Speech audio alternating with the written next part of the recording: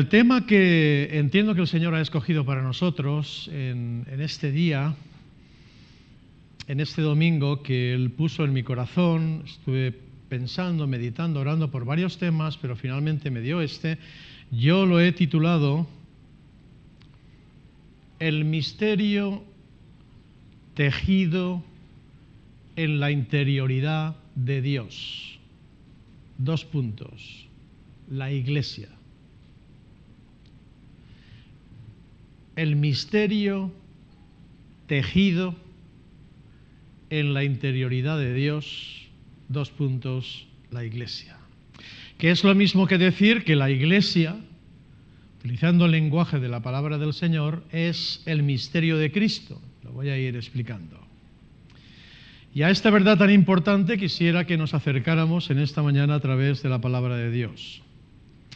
Miren, cuando miramos el libro de los Hechos de los Apóstoles, normalmente vemos cómo surgió la Iglesia.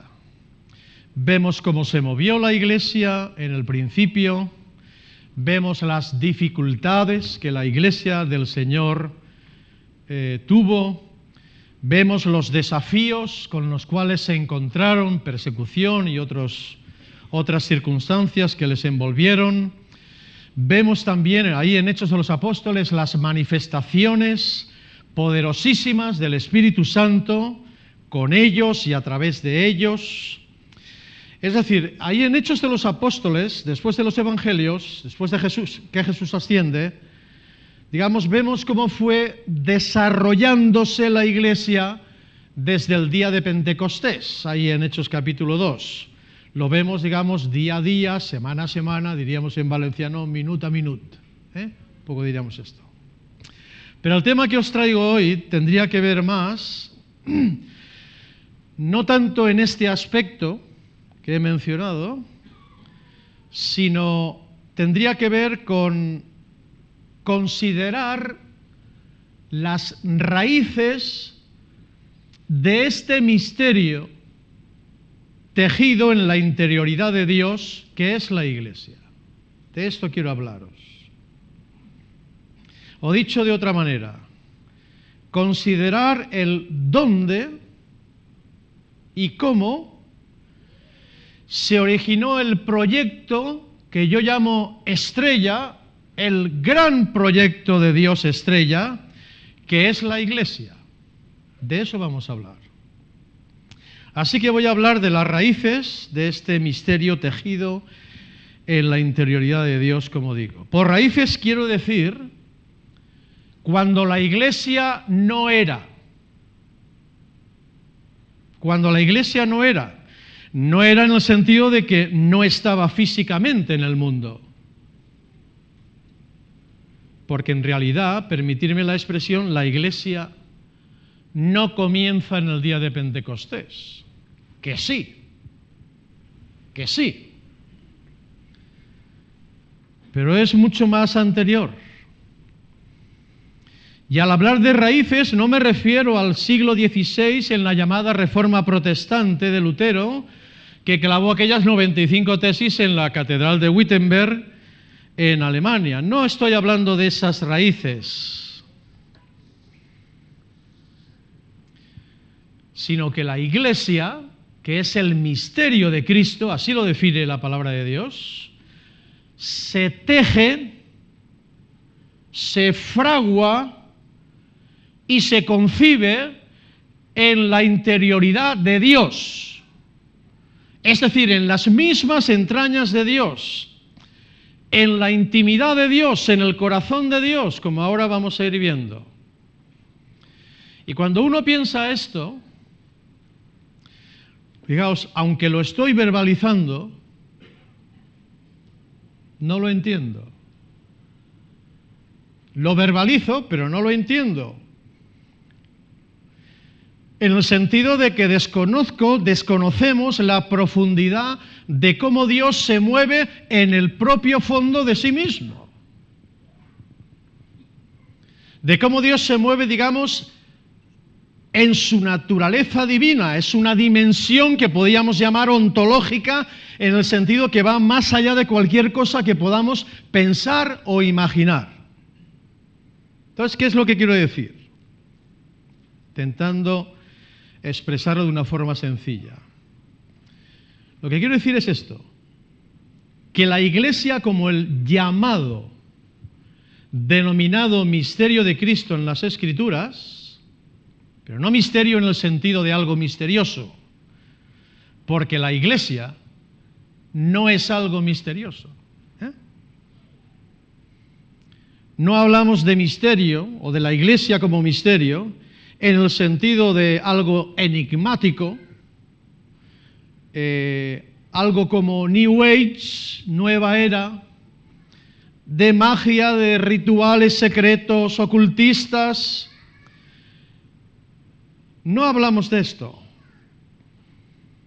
Hablamos de la Iglesia como el misterio de Cristo en el sentido de algo que estaba oculto, pero que en un momento determinado de la historia de la humanidad Dios lo revela, Dios lo da a conocer y además lo hace de manera definitiva en la persona y en la obra de Cristo Jesús, definitivamente.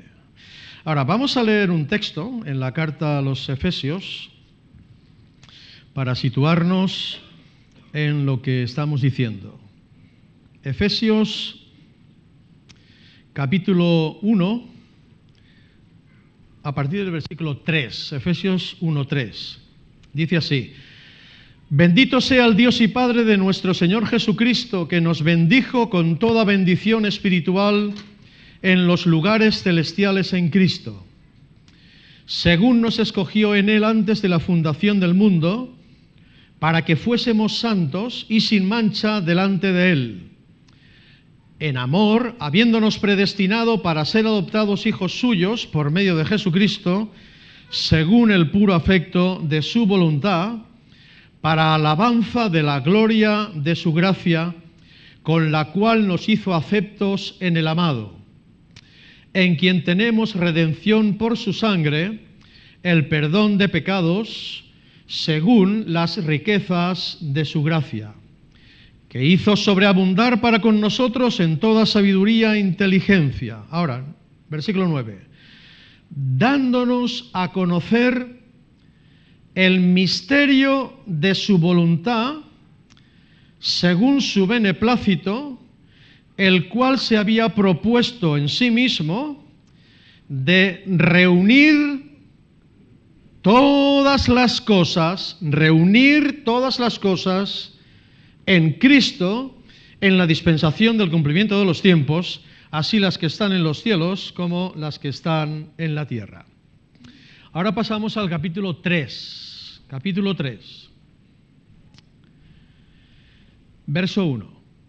Por esta causa yo, Pablo, prisionero de Cristo Jesús, por vosotros los gentiles, si es que habéis oído de la administración de la gracia de Dios que me fue dada para con vosotros, que por revelación me fue declarado el misterio, como antes lo he escrito brevemente, lo acabamos de leer, en el capítulo 1, ¿sí? Para hacer las conexiones. Así se interpreta la Biblia a sí misma. Tiene una regla hermenéutica muy sencilla. La Biblia se interpreta a sí misma. Leyendo lo cual podéis entender cuál sea mi conocimiento en el misterio de Cristo. De nuevo otra vez. Ahora, fíjense ahora versículos 5 y 6 porque nos da, digamos, la totalidad del significado del que vamos a hablar esta mañana, de lo que es ese misterio de Cristo. Verso 5. Misterio que en otras generaciones no se dio a conocer a los hijos de los hombres, como ahora, dice Pablo, que escribe, ¿no? Es revelado a sus santos apóstoles y profetas por el Espíritu. Ahora, vamos al punto central del significado del término misterio, porque eso nos toca a todos de cerca. Que los gentiles, ahí la palabra gentiles son las etnias, los pueblos de la tierra, que las etnias son coherederos y miembros del mismo cuerpo y copartícipes de la promesa en Cristo Jesús por medio del Evangelio. La Iglesia entonces, como misterio, en el sentido de algo que estaba oculto y que Dios lo revela, como digo, es de manera definitiva el proyecto estrella de Dios. Y este misterio hunde sus raíces más profundas y de origen en la reflexión que Dios hace en el seno de sí mismo. Me explico. En la realidad eterna de Dios, cuando solo existía Él en una relación de amor con el Espíritu Santo y con el Verbo de Dios, que luego se hizo carne y que es Jesús de Nazaret, se celebró, digamos, como un consejo, como una junta, una especie de junta trinitaria. El término trinitario ya sabéis que es un término teológico, no es un término bíblico, es un término teológico, pero ya nos entendemos. Es para saber dónde estamos, ¿no? El Padre, el Hijo y el Espíritu Santo. Se celebró, digamos, un consejo para tomar decisiones. Estamos hablando, digamos, de la intimidad de Dios desde la eternidad. Vamos a Juan capítulo 17 y versículo 4.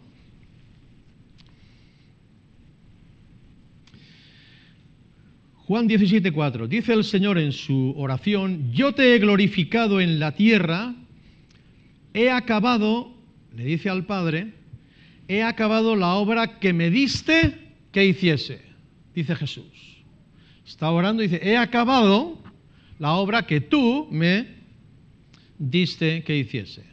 Ahora vamos al versículo 18 de este mismo capítulo, y dice Jesús, como tú me enviaste al mundo, así yo los he enviado al mundo.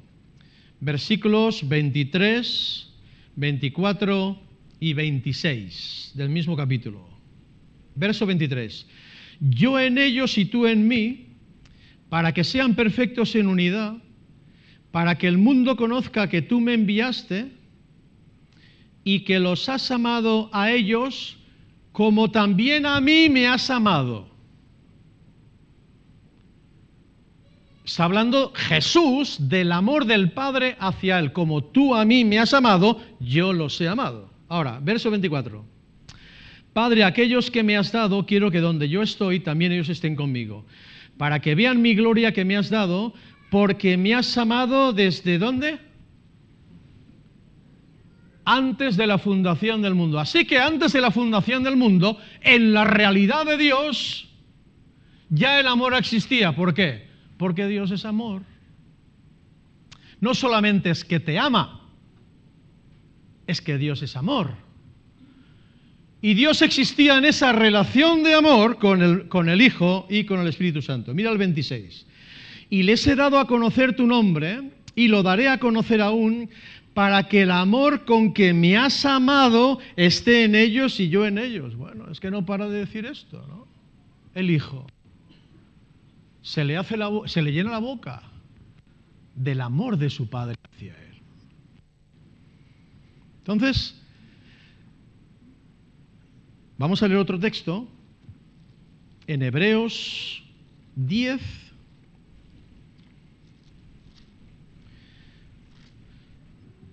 versículo 7.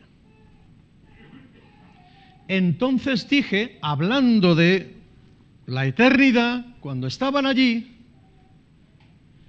el Hijo dice, he aquí que vengo, Dios, para hacer tu voluntad. Miren, el amor no lo hemos inventado nosotros. El amor es Dios mismo. Y nosotros le amamos a Él y nos amamos los unos a los otros porque Él nos amó. Por lo tanto, el proyecto, que es la obra que Jesús tenía que hacer, surge de en medio de una correspondencia de amor. ¿Se entiende eso? No es que al padre se le ocurre algo y entonces dice, bueno, vamos a hacerlo. No. O sea, la base, el fundamento, es un fundamento de relación de amor. Y de ese consejo, en la interioridad de Dios, fundado en una relación de amor incomprensible para nosotros, para nuestra mente pequeña, ¿no?, donde se toman decisiones divinas, nace el plan de la salvación que había de cumplirse en Cristo y por medio de Cristo para toda la humanidad y para todo lo creado. Salvación que, como bien sabemos, alcanza mucho más allá de la salvación de las personas. ¿Qué quiero decir? Que Dios no ha efectuado un plan salvífico en Cristo solamente para las personas. La salvación de Dios tiene una dimensión universal y cósmica más allá de nosotros mismos, que abarca a todo el cosmos en su totalidad, lo visible, lo que vemos, lo invisible, lo que no vemos, como nos dice Romanos capítulo 8. Vamos a mirar ese texto un momento.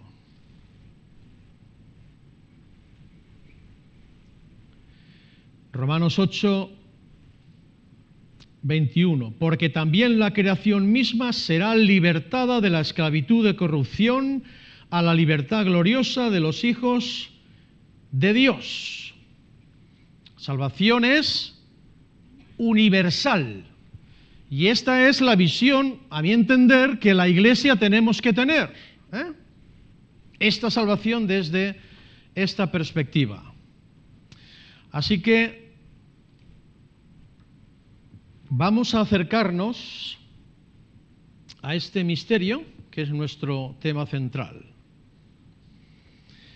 Y queremos acercarnos de manera que la comprensión a la que podamos llegar esta mañana, con el tiempo que tenemos, produzca en nosotros un sentido de profundo agradecimiento y de admiración, como hemos cantado, y de asombro de la persona de Dios, de la persona de Dios. Voy a intentar entonces dirigir nuestra mirada, como digo, hacia aquel que es el inicio y razón de todas las cosas y que derrochó sobre nosotros, por medio de su Hijo querido, el agapetos, de ahí viene el nombre de agapito, el favorito, el amado, derrochó sobre nosotros su gloriosa generosidad. Esto es lo que dice aquí en Efesios, en el capítulo 1, Pablo, en el versículo 8, que Dios hizo sobreabundar, Dios derrochó su generosidad contigo y conmigo y con el universo y con la humanidad entera. Derrochar significa dar abundantemente de lo que uno es. ¿Entiendes eso? Y de lo que uno tiene. Y eso es lo que Dios ha hecho por nosotros, eso es lo que Dios ha hecho por ti y por mí, eso es lo que Dios ha hecho para ti y para mí. Veamos entonces cómo lo explica Pablo. Capítulo 1 de Efesios, verso 9. Dándonos a conocer el misterio de su voluntad según su beneplácito, el cual se había propuesto en sí mismo. Beneplácito es una palabra que hace referencia al placer y deleite que hace que una persona tome una decisión de manera voluntaria y la ponga en práctica. Por lo tanto, lo que nos dicen las Escrituras en este texto es que Dios nos ha dado a conocer, que Dios nos ha revelado su designio secreto, el misterio de su voluntad, nada más y nada menos, a frágiles vasos de barro, que somos nosotros. Pero fijaos, exclusivamente por su deseo, para deleitarse Él y por su buena intención, la de Él, para deleitarse Él. De tal modo que lo que Él mismo en su interioridad resuelve hacer, nos lo da a conocer. Dice que nos reveló lo que se había propuesto en sí mismo.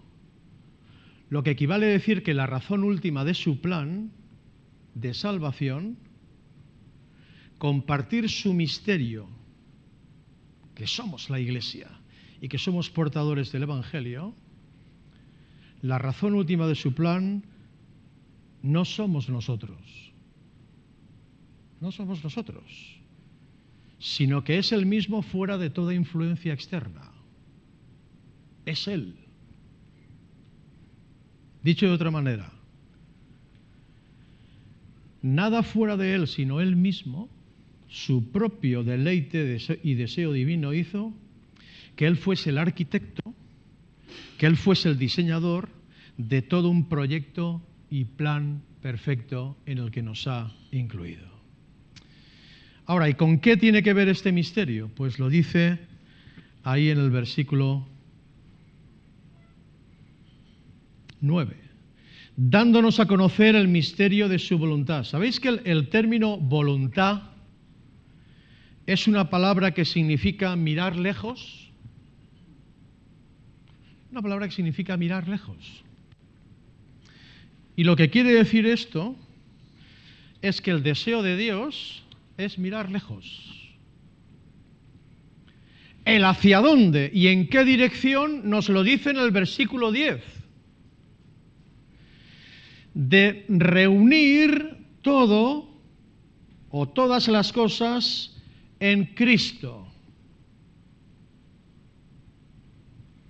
Entonces, el misterio de su voluntad tiene que ver en primer lugar con reunir, recapitular todas las cosas en Cristo. Es decir, fijaos la dimensión y el alcance del proyecto que estaba y que se generó y que se creó en el corazón de Dios. La Nueva Biblia Española traduce, en mi criterio, este versículo con una belleza y con una fuerza extraordinaria desde mi punto de vista. Dice así: dándonos a conocer su designio secreto, conforme al querer y proyecto que Él tenía, y ahora fijaos, dice, para llevar la historia a su plenitud. Para llevar la historia, nuestra historia, en la que nosotros estamos metidos, y la historia desde el minuto cero, para llevar la historia a su plenitud y hacer la unidad del universo, tanto de lo terrestre como de lo celeste, por medio de Jesús. Porque ese es el fundamento y es la piedra angular de todo el proyecto. ¿Se entiende eso? ¿Sí? Por tanto, quiero subrayar, a la luz de estos textos y de otros muchos, que la historia, nuestra historia, lo que estamos viendo hoy, no va a la deriva. No sé si lo captamos esto. O sea, no está en las manos de los hombres la historia, ni está tampoco en manos de los que nos puede parecer que son dueños de los acontecimientos que estamos viviendo. Yo tengo la sensación, por lo que hablo con la gente, incluso con muchos creyentes, ¿no?, que da la sensación como que la historia está en las manos de 4, 3 y el de la guitarra, ¿no? Mejor alguno más.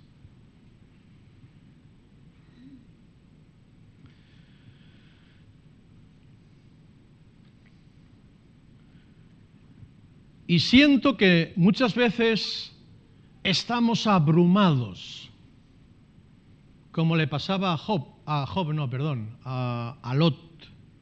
¿Recordáis? Dice Pedro que Lot, en Sodoma y Gomorra, estaba y vivía abrumado. Yo creo que esto lo entendemos todos, este término, espero. Por la nefanda conducta de los malvados. Nefanda quiere decir perversa, vergonzosa, infame. Lot estaba allí metido y estaba abrumado de la presión que estaba recibiendo. Y no sé si te sientes así.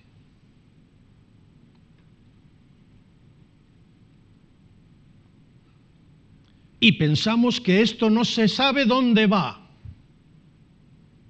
¿Quién ha dicho eso? No podemos decir esto desde la palabra de Dios. Nuestra historia y nuestra sociedad está en las manos de Dios.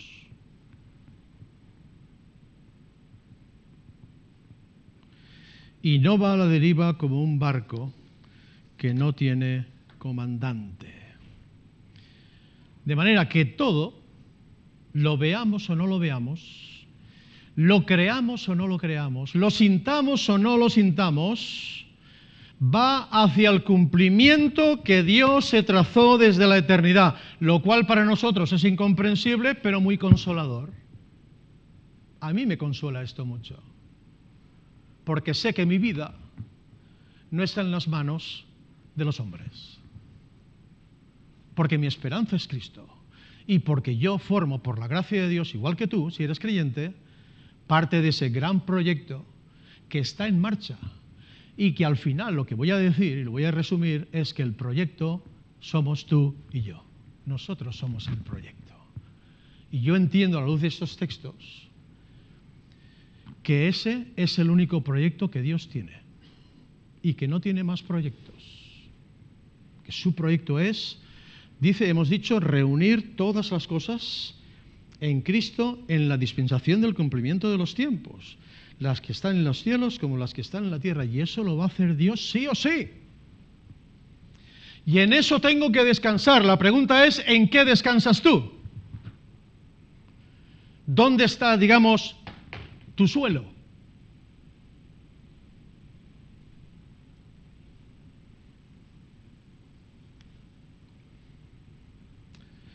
Hace unos días, no sé cuántos minutos me quedan.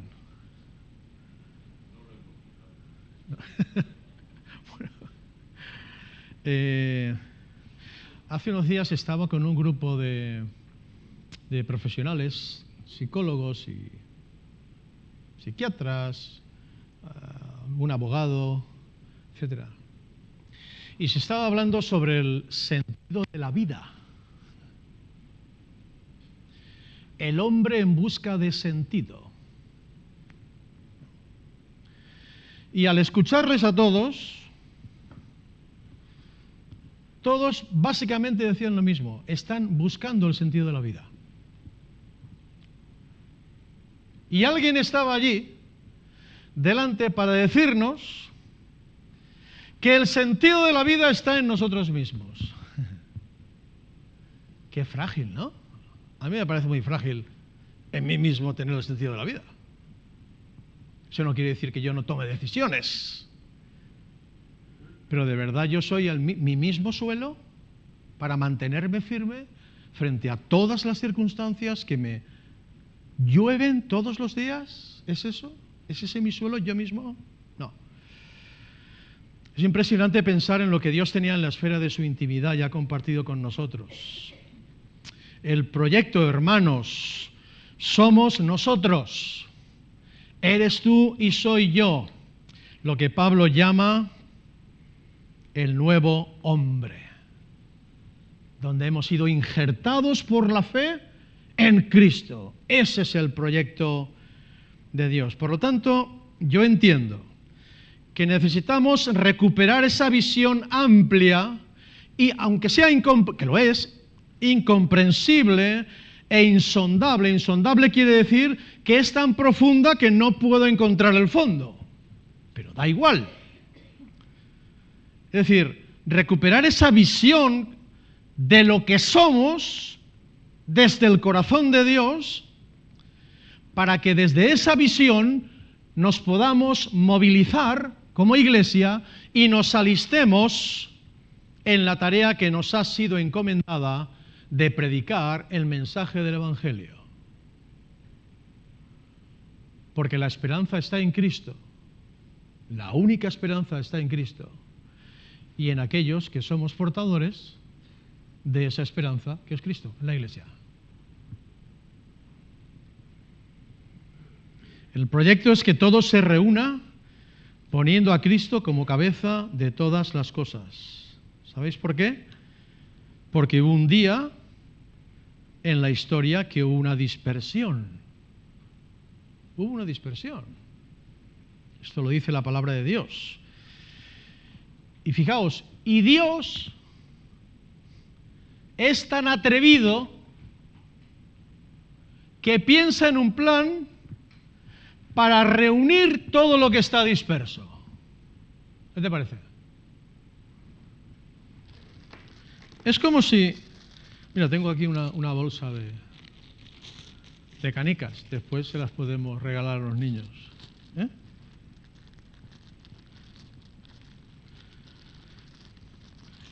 Todo estaba junto en el principio, ¿no? ¿Y qué pasó con el pecado?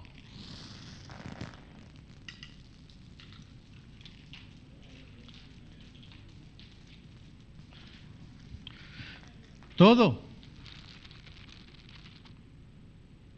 se dispersó.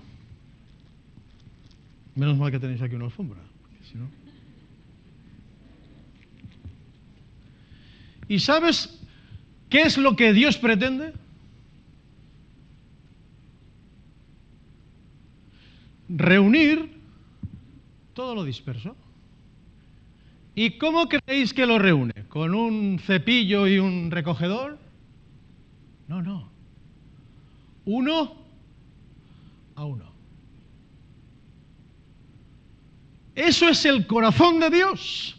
Eso es lo que está en la intimidad de Dios. Eso es lo que Dios planificó. Creó un proyecto donde me ha metido a mí y donde yo tengo la responsabilidad, ¿sabes de qué? De predicar el Evangelio, de llevar ese proyecto a la gente, que conozcan la esperanza que hay en Cristo y que Dios a través de mí vaya recogiendo uno a uno, a uno, a uno, a uno, a uno, a uno. Ahí, iglesia, es donde Dios nos ha metido, en ese proyecto. Yo no sé cuáles son tus proyectos. Todos tenemos proyectos, todos soñamos. Tener una casa mejor, tener un coche mejor, tener un negocio mejor, tener lo que sea. Y es legítimo. Pero ¿te das cuenta de que tú eres el proyecto de Dios? Y que hay tanta gente que es producto de esa dispersión de Génesis 3, que abarcó a toda la humanidad, y que Dios cuenta contigo. ¿Puedes pensar esto? Para reunir. Lo que está pasando aquí, esta mañana, es el plan de Dios. Estamos en el proyecto de Dios nuclear.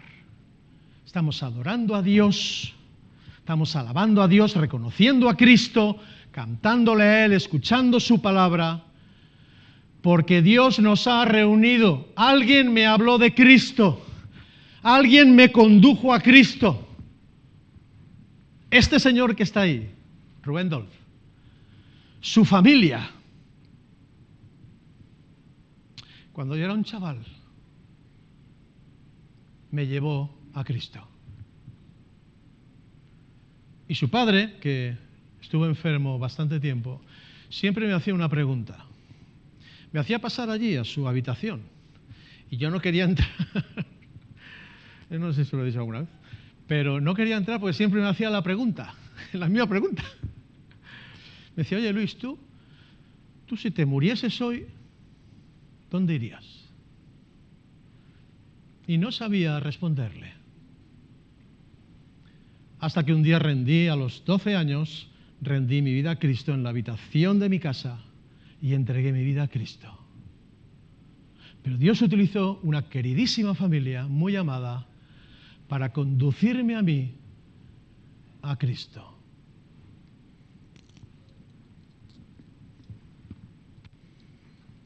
¿Hasta aquí me siguen?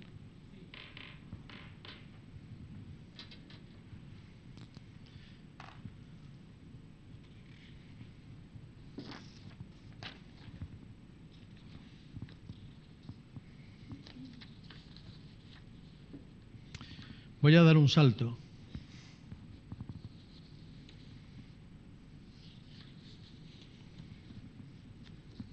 Para que veamos en el capítulo 3, por cerrar, de Efesios, y leamos el versículo 5, donde se nos dice que ese misterio, que es la Iglesia,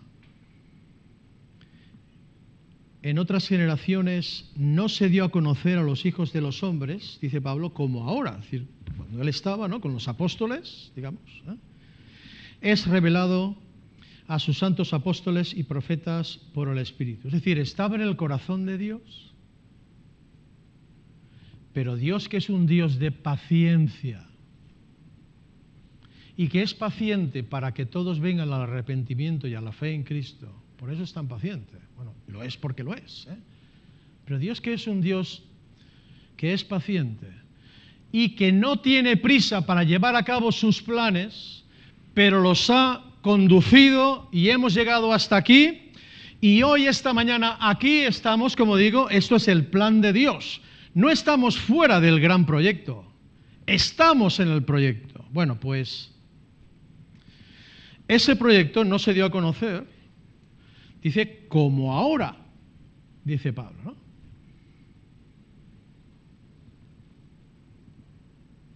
Fijaos, y dice a continuación, misterio que en otras generaciones no se dio a conocer a los hijos de los hombres, como ahora es revelado a sus santos apóstoles y profetas por el Espíritu, verso 6 del capítulo 3 de Efesios, que los gentiles son coherederos y miembros del mismo cuerpo.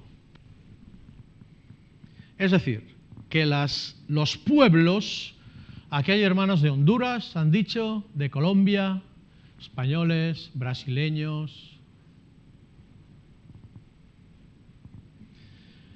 pues dice el Señor que las etnias somos coherederos y miembros del mismo cuerpo que es la Iglesia y copartícipes de la promesa en Cristo Jesús por medio del Evangelio. Por lo tanto, el proyecto de Dios es un proyecto inclusivo. ¿Se entiende eso? Donde cabe toda nación. No importa la raza, no importa el color, no importa si eres pequeño o grande, no importa tu lengua, Dios quiere incluirte en su plan. Tienen cabida en ese misterio, entran en la misma herencia, formando así un solo cuerpo en Cristo, que es la Iglesia, donde se derriban, atención, donde se derriban las paredes de separación entre los pueblos, caen, y donde quedan eliminadas las enemistades mediante la aceptación del sacrificio de Cristo en la cruz. Ese proyecto acabó y acaba con las paredes intermedias y acaba con las enemistades. Qué bueno sería podernos sentar en los niveles donde no podemos sentarnos y decirles a algunas personas, ¿no?, estas verdades eternas, para que los pueblos se junten, pero no como una falla, entiéndenme, sino en Cristo. Porque Cristo es el fundamento, porque la fe en Cristo es el soporte, es la piedra principal. Y donde los hombres y las mujeres nos encontramos los unos con los otros porque hemos entrado por una sola puerta que es Cristo. La pregunta es si tú ya has entrado por esa puerta que es Cristo. Porque si no hemos entrado por esa puerta que es Cristo, estamos fuera del proyecto. No sé si me explico. Ahora, la pregunta es, ¿quieres formar parte de ese proyecto? ¿Qué es la Iglesia?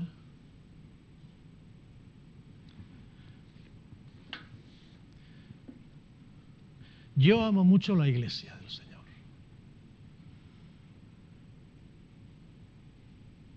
Porque Él me amó primero. Y porque durante años, y aún hoy, me he sentido muy amado por los que son Iglesia. Y voy a decir algo para terminar.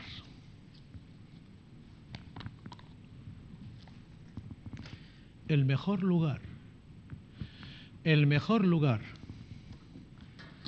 para nuestros hijos es la Iglesia. Que al Señor sea toda la gloria. Amén.